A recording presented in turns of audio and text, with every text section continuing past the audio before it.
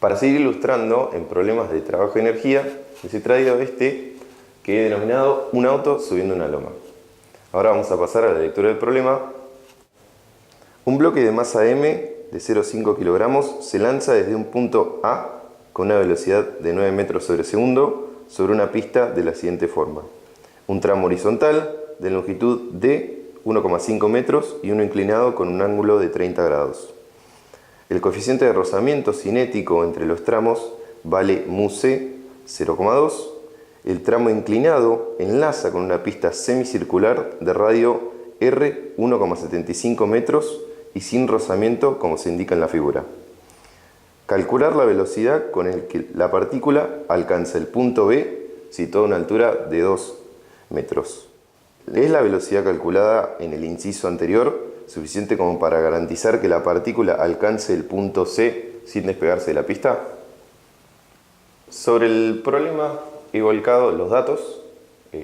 Describe una partícula M con velocidad V0, que es llamada V0A.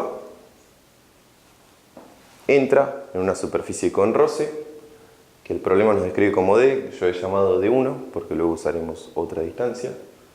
Luego de recorrer esa distancia, entra en un plano inclinado con 30 grados, que en el punto B llega a su altura máxima h de 2 metros y luego entra en una superficie semicircular sin roce con esta geometría que luego resolveremos. El problema nos pide en el inciso A calcular la velocidad en B con estos datos, y en el inciso B nos pide si alcanzará C sin despegarse. Ahora vamos a resolver el inciso A. El inciso A nos pide la velocidad para la cual llega B, y como se ve, ahí este problema se puede resolver por dos caminos, ¿bien? Se puede resolver tanto como dinámica y cinemática, calculando la aceleración en ambos tramos y luego usando las ecuaciones de cinemática para llegar a la expresión. Pero nosotros vamos a usar los teoremas de trabajo y energía. Hay dos maneras de resolver el problema por trabajo y energía, tanto sea la sumatoria de todos los trabajos en la trayectoria es igual a la energía cinética, a la variación de energía cinética, o particularmente la que voy a usar yo, que es los trabajos de las fuerzas no conservativas variando la energía mecánica del cuerpo. Los trabajos de las fuerzas no conservativas en este caso son a causa de la única fuerza no conservativa en el problema, que es la fuerza de roce. Pero como el tramo cambia su inclinación, vamos a tener dos partes. Yo acá voy a llamar a este punto D para separar los tramos, y vamos a saber que la fuerza de roce del primer tramo, o el trabajo de la fuerza de roce en el primer tramo de A a D por la trayectoria, más el trabajo de la fuerza de roce de D hasta B, siguiendo la trayectoria, me van a dar el trabajo total de la fuerza de roce. Para seguir este problema tenemos que calcular la fuerza de roce y vamos a hacer dos diagramas de cuerpo aislado, uno para la primera situación entre A y D y otro para D y B. Ahora vamos a pasar a calcular los trabajos de la fuerza de roce en los tramos. Vamos a hacer primero el tramo AD. Para esto tengo el trabajo de la fuerza de roce del tramo AD, es menos la fuerza de roce por el desplazamiento de 1. Acuérdense que este menos viene dado porque la fuerza de roce tiene este sentido y la trayectoria tiene el sentido opuesto, por ende formando 180 grados entre las dos vectores. Por eso coseno de 180 me da menos 1. Para calcular la fuerza de roce, yo he preparado un diagrama de cuerpo aislado del cuerpo en el primer tramo. Este cuerpo tiene tres fuerzas: el peso hacia abajo, la normal hacia arriba y la fuerza de roce hacia atrás. Por formulaciones empíricas nosotros sabemos que la fuerza de roce 1 es igual a mu por la normal, y como también sabemos que el cuerpo no se mueve en el eje Y, podemos decir que el movimiento o la aceleración es cero. Por ende, llegar a esta conclusión de que el peso es igual a la normal a la masa por la gravedad y por ende sacar la fuerza de roce 1. Cuando tenemos la fuerza de roce 1 podemos reemplazar en la ecuación y llegar a que el trabajo de la fuerza de roce en el tramo AD es menos mu por m por g por d1. Todas son datos y hemos calculado el trabajo de la fuerza de roce en el primer tramo. Para el segundo tramo, el de D a B, de vuelta tenemos que calcular la fuerza de roce y ahora tenemos que calcular la distancia. Como pueden ver acá, he marcado la distancia de 2, es la hipotenusa de este triángulo. Tenemos que el trabajo de la fuerza de roce, de vuelta, es menos la fuerza de roce por la distancia, menos porque la fuerza de roce apunta hacia menos x y el desplazamiento es hacia más x, formando de vuelta 180 grados entre los vectores, por ende el coseno me da menos 1. Para primero calcular la fuerza de roce he preparado otro diagrama del cuerpo aislado, donde tenemos tres fuerzas, peso 2, normal y fuerza de roce. También por una formulación empírica, de vuelta, tenemos que la fuerza de roce 2 es mu por la normal 2. Y como sabemos que en el eje Y no se mueve, tenemos que la sumatoria de fuerzas en el eje Y es igual a 0. Nos queda que la normal es mg por el coseno de 30. ¿Bien? Esta parte de aquí sale de la componente del peso en Y. Acá está el ángulo de 30 grados que el plano inclinado forma. Ahí está el ángulo también. Y luego tenemos la fuerza de roce mu por mg por el coseno de 30. Luego nos queda calcular la distancia de 2. De 2, como ya había dicho, sale de este triángulo rectángulo. Con el teorema de Pitágoras podemos saber que el seno de este ángulo es el cateto opuesto sobre la hipotenusa. Por ende nos da que 2 es h sobre seno de 30. Y podemos saber finalmente que el trabajo de la fuerza de roce en el tramo DAB es menos mu por m por g por el coseno de 30 por h sobre el seno de 30.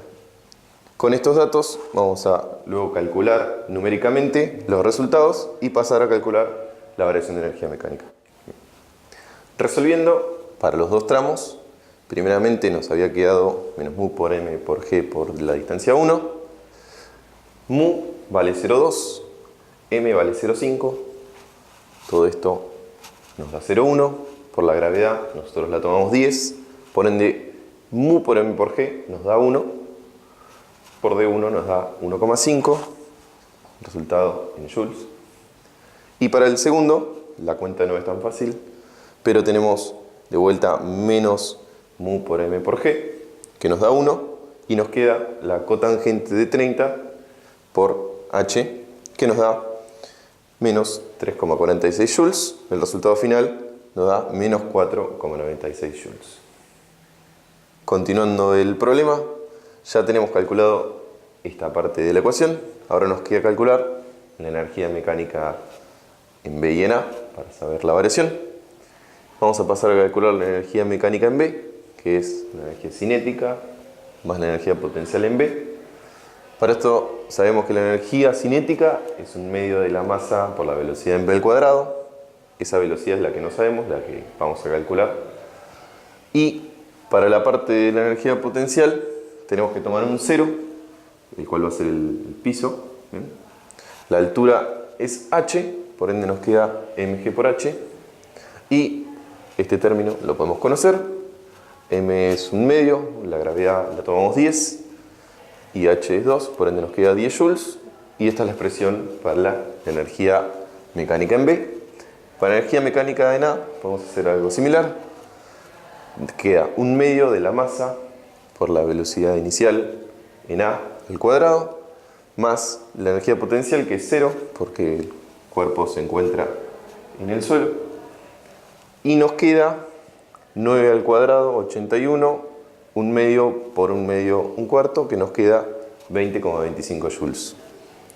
Luego podemos igualar las dos expresiones que ya conocemos para terminar diciendo que los trabajos de las fuerzas de roces en los dos tramos es igual a la variación de energía mecánica, como podemos ver. Y pasamos a un cálculo final, despejando b al cuadrado, nos queda la expresión y por ende podemos saber b y podemos ya tener el valor del primer inciso.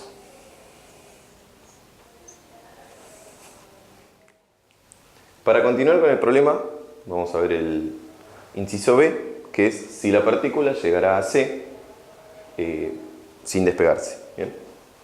Para esto nosotros podemos primero pensar qué es lo que pasaría. Nosotros ya tenemos la velocidad en v de la partícula y podemos pensar que tiene la suficiente velocidad como para llegar a C, que tal vez la velocidad es demasiada y se despega antes, sale despedido del plano, o que tal vez no tenga la suficiente velocidad y no llegue a alcanzar el punto C.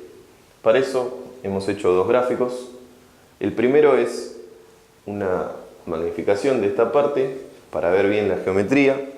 He marcado esta altura H, que es la altura que separa a B y a C. Hemos puesto el bloquecito con una velocidad en C, asumiendo que llegó. Y también hay que hacer un diagrama de cuerpo aislado, porque esto nos permite ver el tema del contacto, ¿bien?, entre el plano y la partícula. El diagrama de cuerpo aislado tiene dos fuerzas, siendo que ya no hay fuerza de roce. Tenemos el peso y la normal. Y como ahora vamos a ver, el movimiento describe una trayectoria circular. Por ende, la sumatoria de fuerzas en I es la masa por la aceleración en I. Esta aceleración es una aceleración centrípeta. La aceleración centrípeta tiene la forma de la velocidad al cuadrado sobre el radio por la masa. Y del otro lado tenemos las fuerzas en I, que es peso, hemos tomado para abajo positivo, menos la normal. Despejando la normal nos queda normal igual a peso menos masa sobre velocidad cuadrado, por velocidad cuadrado, perdón, sobre el radio. Y hacemos que la normal sea mayor a 0 para decir que el cuerpo está en contacto con la superficie. De acá podemos despejar la velocidad en c al cuadrado y obtener una expresión para la velocidad en c. Esta expresión nos da raíz de g sobre r, que tiene un valor numérico de 4,18. Esta va a ser la velocidad máxima que tiene que tener el cuerpo para que no se despegue en c. Habiendo calculado la velocidad límite en c y sabiendo que el bloque llega a b con esa velocidad, vamos a pasar a calcular ahora sí, con el teorema de trabajo de energía, qué velocidad realmente tiene en c si es que llega. Como no hay fuerza de roce, podemos decir que la energía mecánica en B es igual a la energía mecánica en C, ya que la energía mecánica, la variación se conserva. Por ende, la energía cinética en B más la potencial es igual a la energía cinética en C, más la energía potencial en C. Yo voy a cambiar ahora el 0 y lo voy a poner en el punto B para calcular las energías potenciales. Por ende, en B me va a quedar un medio de la masa por la velocidad en B al cuadrado que ya calculamos, más 0, igual a un medio de la masa por la velocidad en C al cuadrado, que ahora vamos a calcular, por masa, gravedad y esta diferencia de altura que también tenemos que calcular. Yo he simplificado las masas y acá tenemos que calcular el delta H. Delta H es este radio menos R por coseno de 30, dando 0,23 metros. Y reemplazando en la ecuación, nos da que la velocidad en C es 4,07 metros sobre segundo, diciéndonos que la partícula ha llegado a C y como no supera la velocidad límite en C, no se ha despegado del plano.